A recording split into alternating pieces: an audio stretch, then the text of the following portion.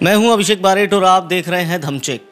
देश भर में हर कोई इस वक्त ये जानना चाह रहा है कि क्या मोदी सरकार पिछली बार के बहुमत को दोहरा पाएगी या फिर नहीं।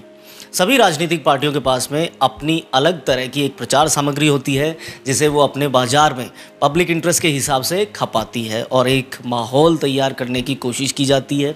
लेकिन हम आपको माहौल से अलग बेहद सरल और आसान भाषा में सिर्फ घटनाक्रम को समझाएंगे ताकि आप सतही स्तर पर नज़र आ रही चीज़ों से ऊपर उठकर देख पाएँ। भाजपा ने टीवी चैनल, सर्वेयर कंपनियों, अखबारों के इतर अपने लिए और अपने ही दो आंतरिक सर्वे करवाए हैं और दोनों ही आंतरिक सर्वे भारतीय जनता पार्टी की उम्मीदों के बेहद खिलाफ आए हैं। सर्वे के परिणाम इतने निराशाजनक हैं कि पार्टी हाईकमान से लेकर नेताओं को अपनी तैयारी बढ़ाने के साथ में चुनावी रणनीतियों में भी परिवर्तन करना पड़ रहा है। और ये सर्वे जो है वो खुद भारतीय जनता पार्टी का सर्वे है। सर्वे में सबसे बड़ा नुकसान बीजेपी को उत्तर प्रदेश में होता दिख रहा है। आंतरिक सर्वे में उत्तर प्रदेश में भाजपा की कम से कम 30 से 32 सीटें घटती हुई नजर आ रही हैं। हालांकि अमित शाह कह चुके हैं कि 73 सीटों से एक भी सीट कम नहीं होगी, पर अमित शाह खुद भी जानते हैं कि 73 सीटें तो नहीं आती दिख रही हैं। अगर बीजेपी की 30 सीटें उत्तर प्रदेश में कम हो जाती हैं तो ये बेहद चौंकाने वाला होगा। भाजपा के खुद के दोनों आंतरिक सर्वे भाजपा को 35 से 40 सीटों पर दिखा रहे हैं। भाजपा का ऐसे में अपने दम पर बहुमत में आने का जो सपना है वो टूट सकता है। कांग्रेस और महागठबंधन में से खुशी सिर्फ जो है वो महागठबंधन के पास जाने के आसार अब नज़र आ रहे हैं। कांग्रेस की हालत बेहद नाजुक और कमज़ोर है, ये भी जान लीजिए। पिछली बार केवल 2 सीटें जीतने वाली कांग्रेस 4 से 5 सीटें बेमुश्किल ला सकती है। इस बार हो सकता है पिछली बार के स्कोर पर ही कांग्रेस सिर्फ 2 सीटों पर ही ढेर हो जाए, लेकिन महागठबंधन के लिए बीजेपी का आंतरिक सर्वे जश्न का माहौल लेकर आया है। बीजेपी का पहला शुरुआती सर्वे बराबरी की बात करने वाला था और मायावती और अखिलेश यादव को 30 सीटों पर बता रहा था, लेकिन दूसरा सर्वे और भी हैरत अंगेज रहा।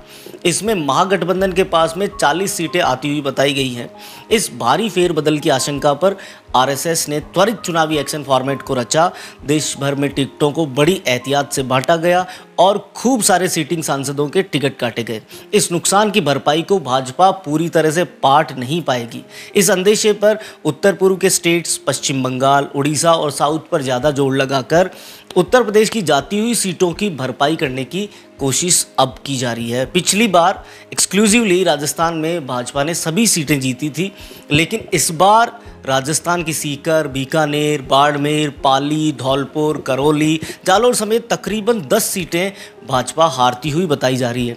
अकेले राजस्थान से ही 10 सीटों का नुकसान भाजपा को बताया जा रहा है। मध्य प्रदेश की 2 सीटों को छोड़कर बाकी सभी सीटों पर पिछली बार भाजपा जीती थी। गुजरात में भी 26 में से 20 सीटें भाजपा के पास थी, पर अब यहाँ पर भी हल्के नुकसान पर भाजपा नजर आ रही है। इस बार भाजपा सिर्फ 220 से 240 के बीच अपने स्तर पर सिमट सकती है, जो कि पिछली बार से 40-50 सीटों का सीधा नुकसान है। नरेंद्र मोदी की रैलियां उत्तर पूर्व, पश्चिम बंगाल और उड़ीसा में बड़े स्तर पर होना इसी नुकसान को कम करने का संकेत भी माना जा रहा है। पिछली बार के 273 को अपने दम पर साधने वाली भाजपा इस बार अपने अलायंस पर ही निर्भर नजर आने लगी है। केरल में बीजेपी को 1 सीट ही आती दिख रही है। वायनाड पर पहुंचे राहुल गांधी भी भाजपा के लिए केरल में चिंता का सबब है। तेलंगाना, आंध्र प्रदेश भाजपा के लिए वैसे भी दूर की कौड़ी ही है। हालांकि भाजपा ने अपने रणनीतिक प्रयास बदले हैं। अब केरल में भाजपा यूडीएफ के सामने कुछ सख्त पेश आ सकती है। वाम मोर्चे एलडीएफ में भी आंतरिक रस्साकसी जो है वो कांग्रेस के लिए फायदेमंद साबित हो सकती है। तमिलनाडु में भाजपा को रेल मंत्री पीयूष गोयल बिल्कुल मजबूत कर रहे हैं और सच में तमिलनाडु में भाजपा की हालत मजबूत है।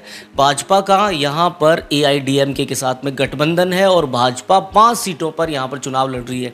बंगाल में तृणमूल का क्लीन स्वीप भी नामुमकिन है। बंगाल की 42 सीटों पर ममता बनर्जी हर जगह मजबूत नजर आ रही हैं। भाजपा को पूर्ण बंगाल नहीं मिलेगा जैसा बीजेपी सपना देख रही थी। हालांकि 10 सीटों पर भाजपा आ सकती है। नवीन पटनायक की बीजू जनता दल भी उड़ीसा की 21 सीटों पर भाजपा का रास्ता रोक रही है। यहाँ भी बीजेपी 7 सीटें या 8 सीटें बेमुश्किल लड़ झगड़ के पा सकती है। अब उत्तर प्रदेश की सीटों का नुकसान बंगाल, साउथ, ओडिशा से पूरा करने में लगी भाजपा अकेले अपने दम पर बहुमत साबित करती हुई नहीं दिख रही है।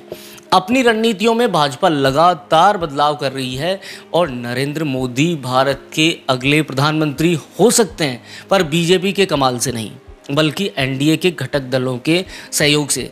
तो पूरे देश में जो आंतरिक सर्वे जो खुद बीजेपी ने करवाया, जो 2 आंतरिक सर्वे हुए, उनकी जो तफसील से डिटेल जो हमने आपको दी है, समझाई है, उससे आपको ये समझने का मौका मिलेगा, मदद मिलेगी कि देश में किस तरह का एक राजनीतिक माहौल है।